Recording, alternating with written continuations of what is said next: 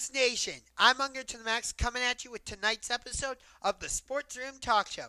A salute to you. Now, before we get going, if you haven't done so already, make sure you punch that subscribe button like a UFC player and hit the like button with the due respect courtesy of Chris Jericho. So, for the first time since 2005, LeBron James, Steph Curry, and Kevin Durant will not be included in the Conference Semifinals of the NBA playoffs. Instead, we have the likes of Jason Tatum, Jalen Brown, Donovan Mitchell, Darius Garland, Shai Gilgeous-Alexander, Luka Doncic, Kyrie Irving, Jalen Brunson, Pascal Siakam, Tyrese Haliburton, Miles Turner, Josh Hart. Let's see. And who else? Oh, yeah. Anthony Edwards, Rudy Gobert, Karl Anthony Towns, Nikola Jokic, Jamal Murray, Michael Porter Jr., Aaron Gordon. For me, as an NBA fan, I am so excited about all of these conference semifinal matchups. They all are extremely intriguing, and I don't see a series that's going to go any less than 6 games. Well, except for one, and that's the Minnesota Timberwolves against the Denver Nuggets. Shout out to my man, Minnesota Vikings man 28. He and I did a video collaboration a couple years ago to preview the Browns at Vikings game, a game in which the Browns won 14-7.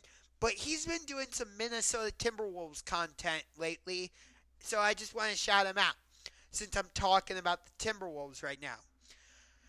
The Timberwolves have gone into Ball Arena and just put up a straight beatdown on the reigning, defending NBA champion Denver Nuggets.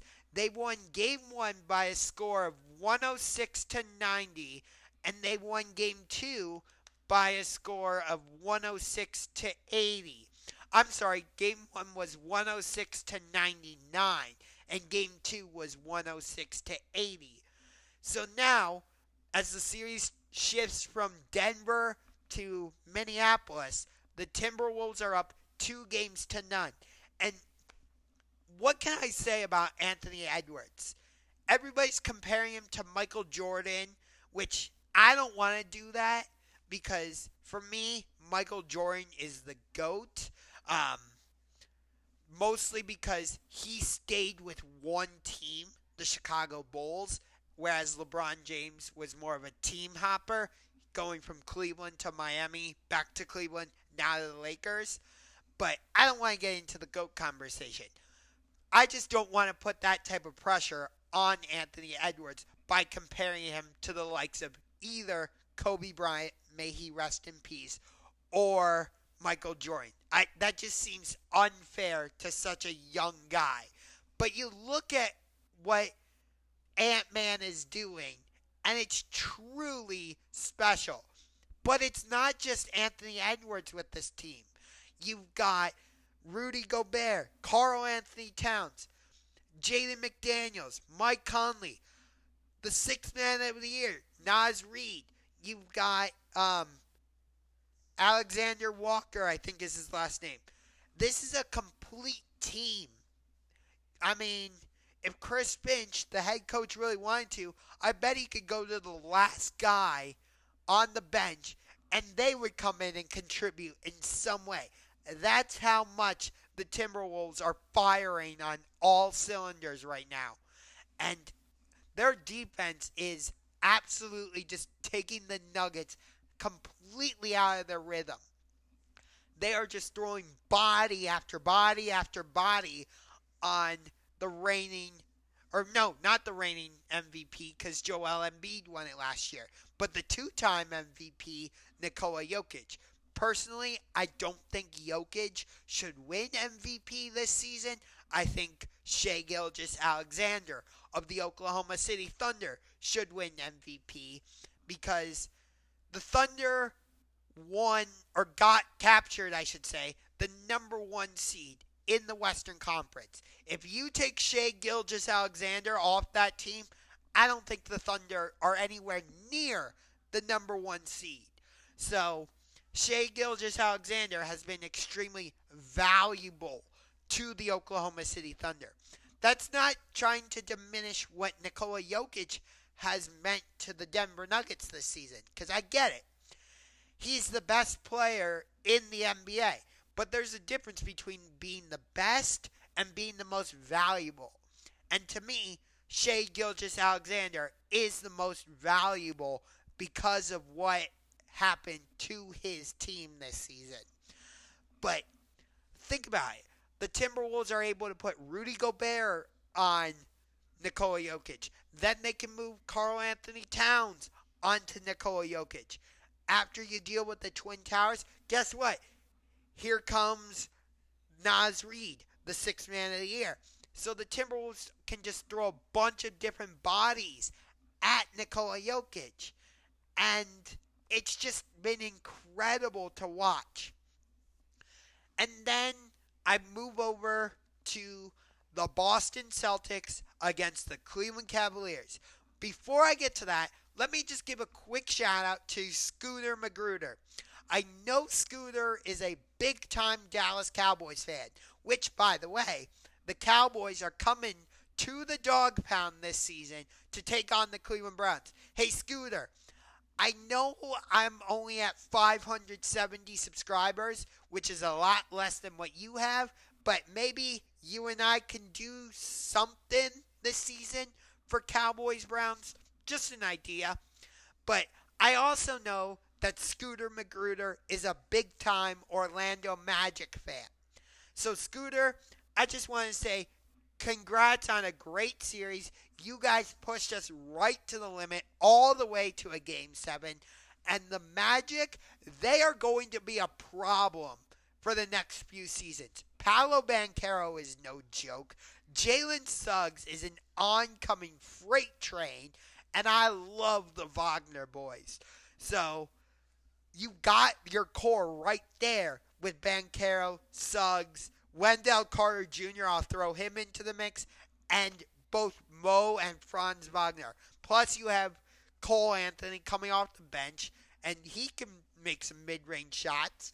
And Gary Harris, when healthy, he's shown flashes that he can make shots. So, and you've got a great head coach in Jamal Mosley. So, Scooter, again, great series. We were just the better team, I guess. But that series for me was personal because I wanted revenge on the Magic for the 2009 Eastern Conference Finals.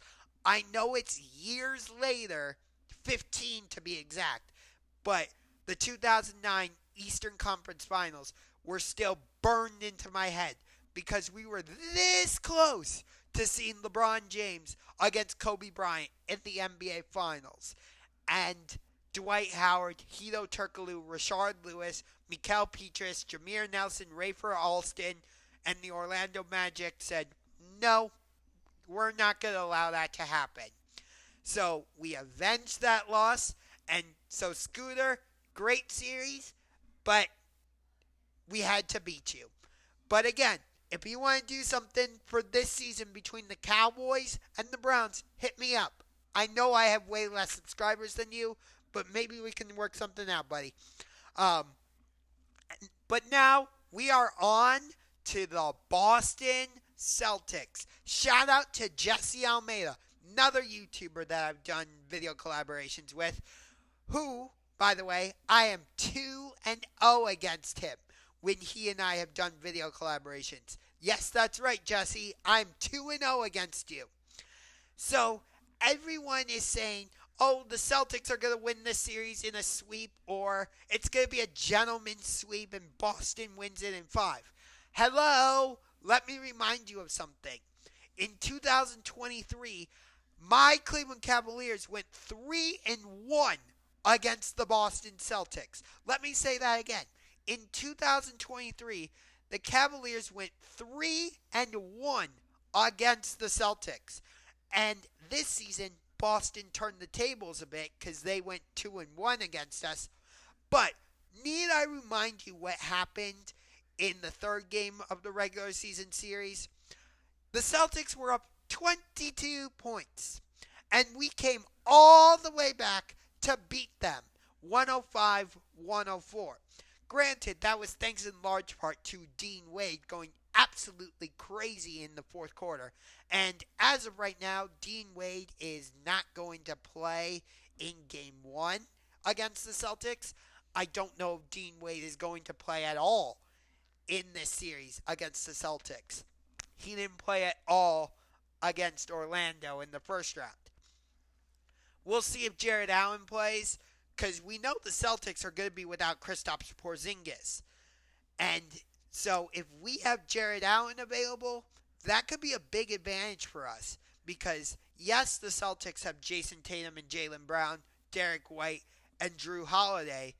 But I think we could have the advantage if we have Jared Allen going against Al Horford. And here's something else. I know that J.B. Bickerstaff doesn't love to use his bench. He usually tends to use Karis LeVert, Sam Merrill, George Niang. Those are the primary three guys he uses off the bench. I'd like to see Amani Bates get some playing time in this series. Here's why.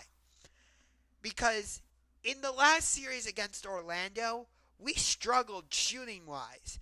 And we kept wondering, who's going to be that guy to come off the bench and provide a spark? Because it can't just be the Donovan Mitchell show.